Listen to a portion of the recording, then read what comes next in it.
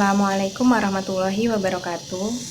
Perkenalkan, nama saya Indah Engel Rahayu. Saya dari kelas Ekonomi Syariah E semester 6. Pada hari ini saya akan menjelaskan tentang materi dari analisis penyusutan. Apa sih yang dimaksud dengan penyusutan itu? Nah, penyusutan itu sering kita sebut sebagai penurunan nilai secara berangsur-angsur. Nilai barang apa saja yang turun? Yang pertama, dari nilai dari gedung, yang kedua nilai dari kendaraan, yang ketiga nilai dari peralatan kantor ataupun inventaris lainnya. Selanjutnya saya akan menjelaskan tentang pentingnya penyusutan bagi suatu perusahaan atau bagi appraisal kredit.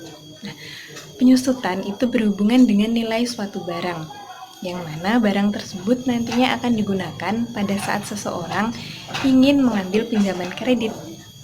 Barang tersebut nantinya digunakan antara lain seperti anggunan atau yang lainnya. Selanjutnya, saya akan menjelaskan tentang penyusutan yang baik. Penyusutan yang baik biasanya dilihat dari efisiensi biaya dan efektivitas waktunya.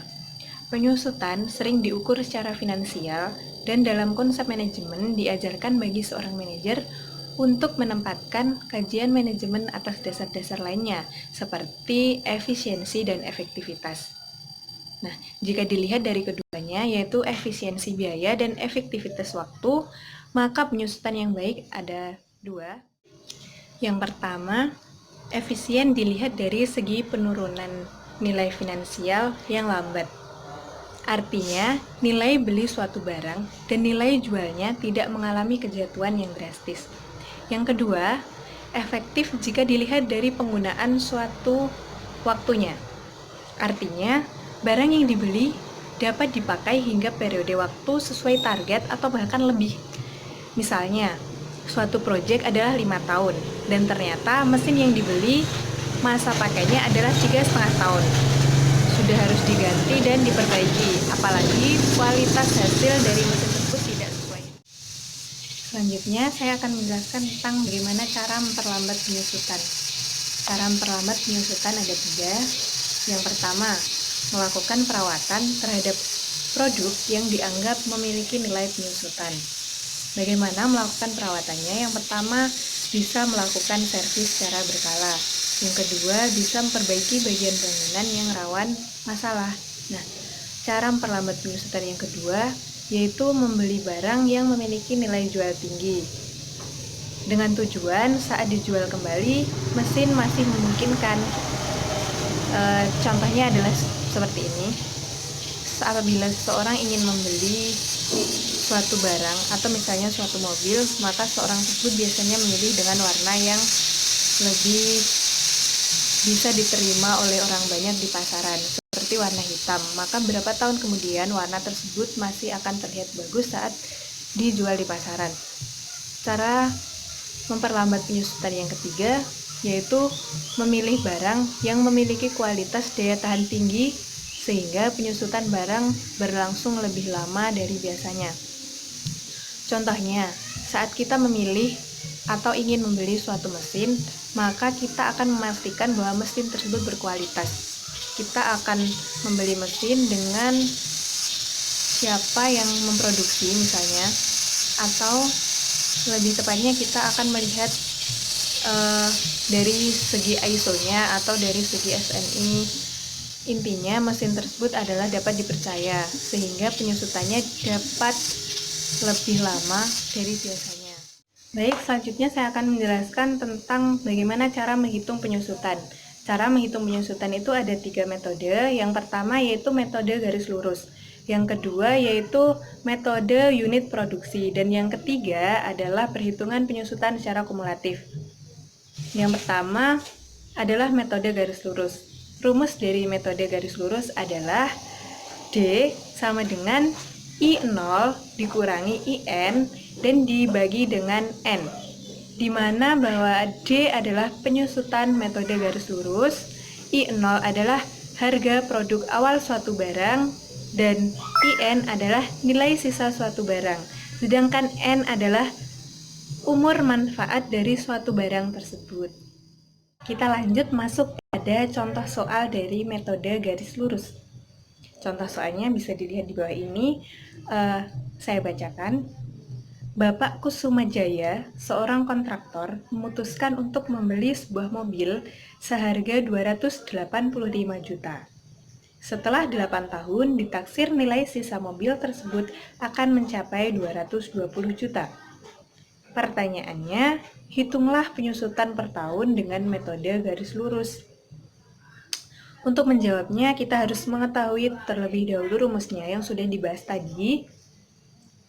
Dan langkah kedua yaitu kita harus mengetahui apa sih yang diketahui dari soal tersebut. Yang diketahui adalah yang pertama bahwa I0 tadi merupakan harga produk awal suatu barang, yang mana harga awalnya adalah 285 juta. Yang diketahui kedua adalah IN. IN tadi merupakan nilai sisa suatu barang. Nah, nilai sisanya ditaksir tadi mencapai 220 juta. Dan yang diketahui terakhir adalah N-nya. N-nya di situ diketahui 8 tahun.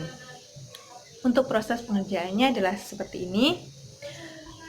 Langsung saja dimasukkan ke dalam rumus yang hasilnya 7.500 ini. Masuki metode yang kedua, yaitu metode unit produksi. Metode unit produksi ada dua rumus. Yang pertama kita harus mencari D sama dengan I0 dikurangi IN dikalikan T dan dibagi N, di mana D tersebut adalah penyusutan metode garis lurus. Sedangkan I0 adalah harga produk awal suatu barang. IN adalah nilai sisa suatu barang. N adalah umur manfaat suatu barang. Bedanya hal tersebut adalah dalam unit, sedangkan T-nya adalah lama pemakaian alat. Rumus yang kedua yaitu menghitung penyusutan per unitnya.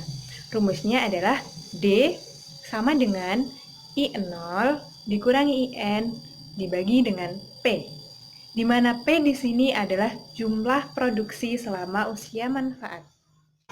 Langsung saja masuk pada contoh soal. Contohnya, soalnya di bawah ini akan saya bacakan. Bapak Mahesa Sanjaya memiliki mesin penggiling padi yang selama ini telah dilakukan pemakaian selama 7 tahun untuk melakukan proses produksi, di mana beliau membeli mesin tersebut seharga 183 juta. Dan setelah 8,5 tahun kemudian, diperkirakan nilai sisanya adalah 112 juta. Sementara produksinya ditaksir sebanyak 11.800.000. Pertanyaannya adalah, hitunglah dengan menggunakan metode unit produksi, dan selanjutnya hitunglah penyusutan per unitnya. Langsung saja masuk pada rumus, dan kita harus mengetahui terlebih dahulu apa sih yang diketahui dari soal tersebut. Dalam soal diketahui bahwa I0-nya adalah 183 juta, di mana I0 adalah harga produk awal suatu barang. Diketahui kedua adalah IN. IN-nya sebesar 112 juta, di mana IN merupakan nilai sisa suatu barang. Dan yang diketahui ketiganya adalah N. N merupakan umur manfaat suatu barang, di mana di soal diketahui bahwa umur manfaatnya adalah 8,5 tahun. Dan yang terakhir diketahui adalah T-nya. Apa sih T? T merupakan lama pemakaian alat. Di soal diketahui bahwa umur pemakaian alat tersebut adalah 7 tahun.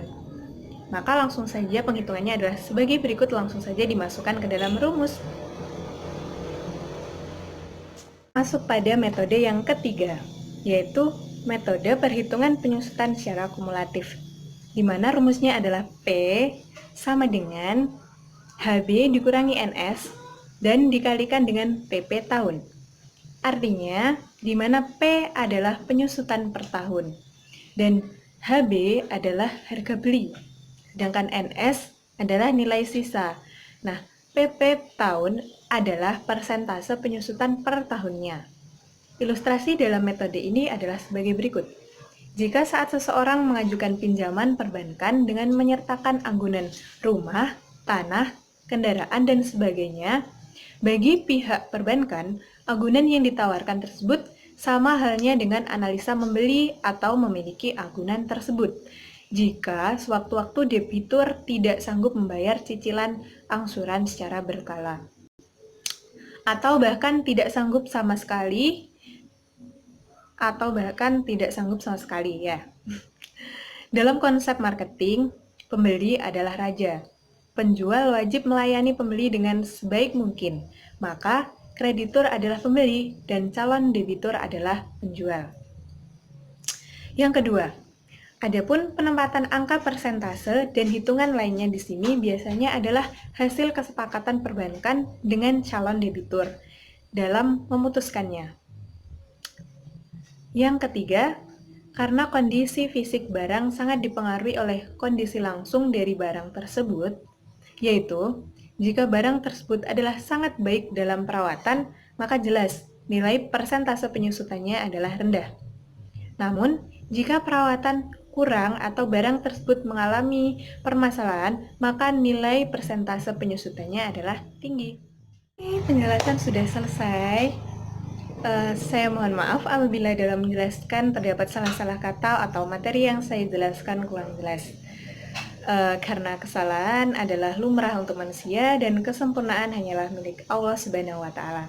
Sekian, terima kasih atas perhatiannya. Wassalamualaikum warahmatullahi wabarakatuh. Dadah.